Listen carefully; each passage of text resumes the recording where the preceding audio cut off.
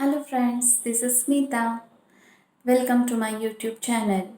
I'm a watercolor artist and I have learned watercolors from a world-renowned artist, Mr. Vilas Kulkarni sir.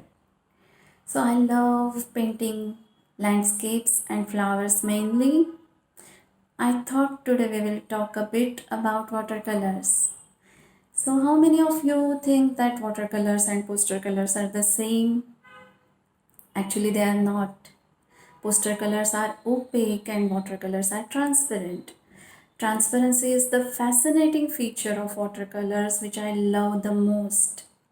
So you can play with the layers of watercolors on papers and get some amazing results. It's called the glazing technique.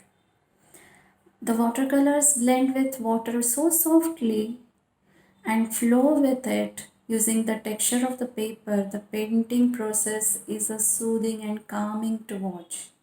You will enjoy it. Of course, there are some disasters happening. The painting turns out a total disaster, but it's fun. It's a learning process. Don't give up. Keep on practicing. There are many basic techniques of watercolors which you have to learn and then use it. Keep practicing, and I know you will get better and better. So, thank you all for subscribing to my channel, for watching the videos.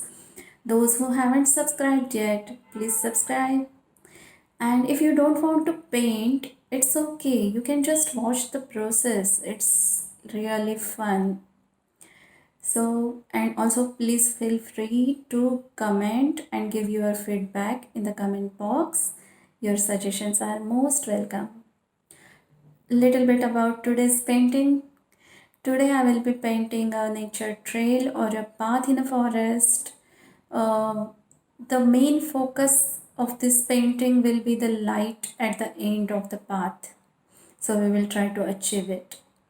So are you ready to paint with me? Let's begin.